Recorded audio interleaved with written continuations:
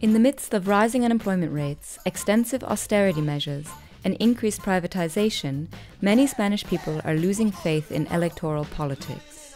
Amaranta Herrero is a PhD student at the Autonomous University of Barcelona. There has been an austerity plan in Spain that has affected different areas such as education or health or social services. The unemployment rate between young people is really high, it's about 45%. The overall unemployment rate is nearly 22%. On November 20th, 2011, Spain held an early election that saw the People's Party, a centre-right party, ushered into political power. Activists across Spain were encouraging people to submit an invalid vote, a vote that favours no existing political party, but which still needs to be counted in the electoral results. Altogether, those who refused to vote or who submitted an invalid vote outnumbered the votes for the winning People's Party by 323,650. Galapin is an active member of the May 15th movement. Today we had elections in Spain. The call for today was, I think, in order to say that they don't represent us, that we don't believe in the representative democracy, and that democracy is not in the parliament but in the streets. The week in the run-up to the elections was marked by political protests, as strikes, marches and occupations spread across the country. Yesterday there was a strike on health.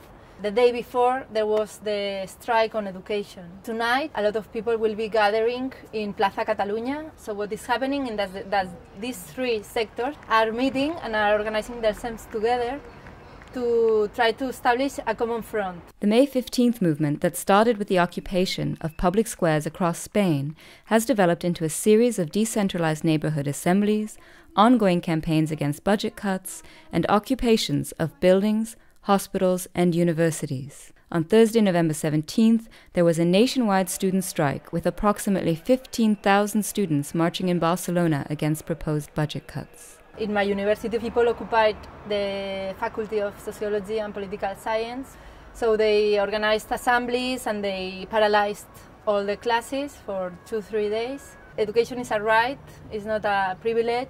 The acute housing crisis in Spain has been a key site of struggle as people occupy buildings to provide housing for some of the hundreds of thousands of families that have been evicted from their homes. Javier is a member of the Asamblea de Sant. When you are evicted from your house, here you still have to keep paying the bank because of the interest, and the market has decreased the price of your house. Spain has 3 million buildings that are empty, and there are, I think, more than, at least in Barcelona, more than 10 families that are kicked out of the houses every day.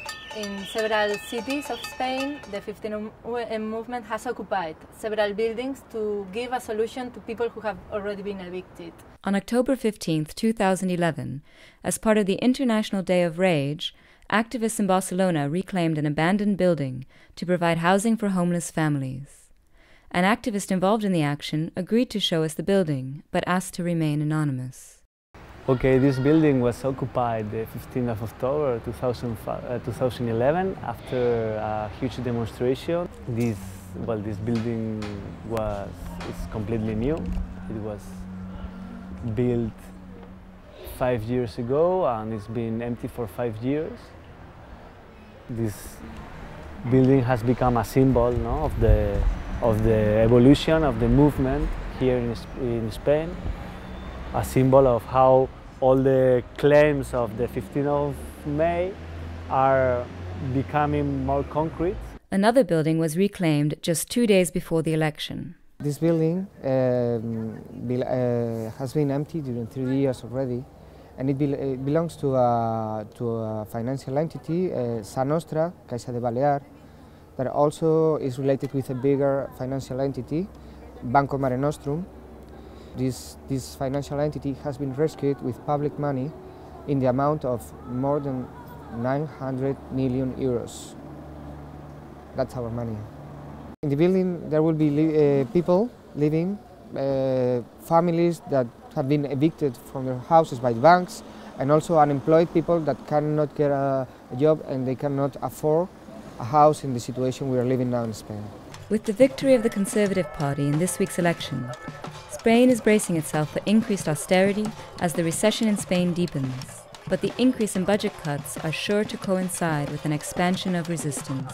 As long as the cuts continue, people will go to the street and will be demonstrating.